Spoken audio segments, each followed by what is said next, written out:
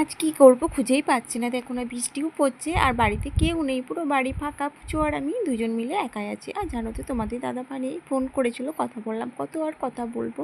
তো নিজের কাজ আছে তাই ফোন রেখে দিল। আর আমিও কি করব খুঁজে পাচ্ছি না, আর ভালোই লাগছে না। আর দুপুর দিকে আমার একটু ঘুম আসে না, তাই ভাবলাম একটু সাজি।